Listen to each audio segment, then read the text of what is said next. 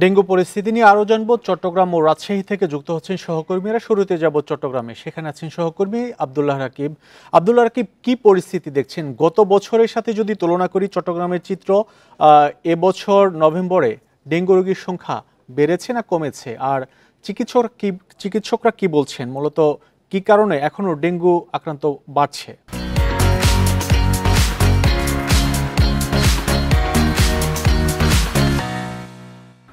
জি, গত বছরের তুলনায় এবার চট্টগ্রামের ডেঙ্গুর যে পরিসংখ্যান সেটি যদি তুলনা করতে চাই, এই বছর সেটি আরও অবনতি হয়েছে। বিশেষ করে আমরা যদি এই মাসের কথা বলি, এই মাস আজকে প্রায় 22 দিন শেষ হতে চলেছে। 22 দিন পর্যন্ত এই চট্টগ্রামে এই বছরে ডেঙ্গুতে সবচেয়ে মৃত্যু এই চলতি মাসেই হয়েছে। প্রায় 14 জনের মৃত্যু হয়েছে ডেঙ্গুতে। এটি হচ্ছে সরকারি হিসেব। এর বাইরে হচ্ছে চট্টগ্রামের যে ডেঙ্গুর যে চিকিৎসাধীন যে হাসপাতালগুলো, বিশেষ করে চট্টগ্রাম মেডিকেল কলেজ হাসপাতাল সহ অন্যান্য হাসপাতালে এই মাসেই 835 জনের মতো রোগী ভর্তি ছিল, যারা ডেঙ্গু শনাক্ত হয়ে সেখানে ভর্তি হয়েছে। এই হিসেবগুলোর বাইরেও নানাভাবে যারা বাসায় থেকে চিকিৎসা নিয়েছেন তারাও আসলে এই হিসাবে এসেছে কিনা সেটিও একটি প্রশ্ন থেকে যায়।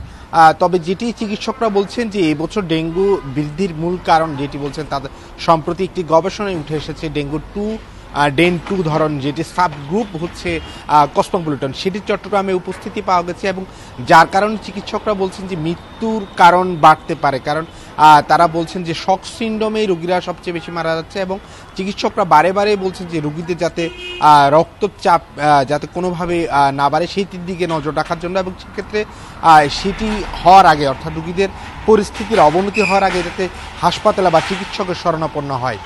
তবে চিকিৎসকরা বলছেন বা গবেষকরা বলছেন যে কেন আসলে কোনো ডেঙ্গুর কি কোনো ধরনের প্রভাব বা কারণে উপসর্গগুলোতে কোনো পরিবর্তন এসেছে কিনা, যার কারণে মৃত্যুহার বাড়ছে কিংবা গত বছরের চেয়ে যে ডেঙ্গু আক্রান্তের সংখ্যা বাড়ছে, সেটি আসলে গবেষণার বিষয় এবং সেটি তারা বলছেন সমসাপেক্ষ বিষয়, এবং সেটির জন্য যে পর্যাপ্ত সরঞ্জাম সেটির আসলে চট্টগ্রামের প্রতুলতা রয়েছে। বিভিন্ন প্রতিবেদনে ইন্ডিপেন্ডেন্ট টেলিভিশনে সেটি উঠে এসেছে এবং চিকিৎসকরা বলছেন যে ঢাকা নির্ভর হওয়ার কারণে সেই তথ্যগুলো সঠিক সময়ে পাওয়া যাচ্ছে না, ফলে মৃত্যুর সঠিক কারণগুলো বের হওয়া যাচ্ছে না।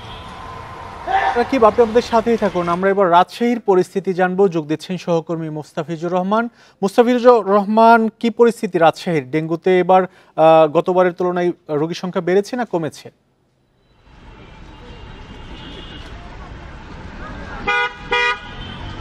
দেখুন, রাজশাহীতে কিন্তু ক্রমান্বয়ে ডেঙ্গু আক্রান্তের সংখ্যা বাড়ছে। অর্থাৎ গেল বছরের তুলনায় যদি তুলনা বলা যায়, তাহলে গেল বছরের তুলনায় প্রায় দ্বিগুণ বেড়েছে ডেঙ্গু আক্রান্তের সংখ্যা। যদিও মৃত্যুর সংখ্যা কম, কারণ এখন রাজশাহী মেডিকেল কলেজ হাসপাতালে এ পর্যন্ত 3 জন মারা গেছেন, এবং রাজশাহী বিভাগের কথা যদি বলা হয়ে থাকে, রাজশাহী বিভাগে মারা গেছেন 5 জন, এবং এখন পর্যন্ত আমরা দেখেছি যে রাজশাহী মেডিকেল কলেজ হাসপাতালে ডেঙ্গু আক্রান্তর সংখ্যা বা ডেঙ্গু আক্রান্ত হয়ে এখানে চিকিৎসা নিতে এসেছেন 1035 জন, এবং রাজশাহী বিভাগের সংখ্যা দাঁড়িয়েছে প্রায় 3097 জন।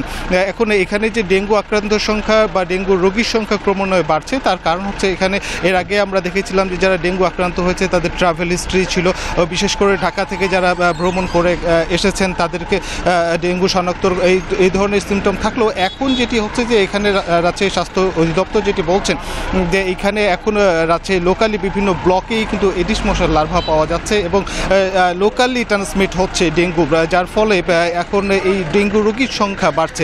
সেই সাথে এই যে এডিসের লার্ভা নিধন বা মশা নিধনের যে বিষয়টি, সেটির কিন্তু মূল দায়িত্ব পালন করে থাকে রাজশাহী সিটি কর্পোরেশন। কিন্তু সিটি কর্পোরেশনের এখানে যে মেডিসিন স্বল্পতা রয়েছে, সেই সাথে 5 আগস্ট পরবর্তীতে সিটি কর্পোরেশনের যারা পরিচ্ছন্নতা কর্মী ছিল তাদের যে কর্মতৎপরতা ছিল সেটি কিন্তু এখন আর পরিলক্ষিত হয় না, যার ফলে এখানে একদিকে সিটি কর্পোরেশনের ঢিলেমির কারণে বলা যেতে পারে যে মশার যে উৎপাত সেটি কিন্তু ক্রমান্বয়ে বাড়ছে এবং ডেঙ্গু আক্রান্তর সংখ্যাও কিন্তু ক্রমান্বয়ে বাড়ছে। এ ছিল রাজশাহী থেকে সর্বশেষ।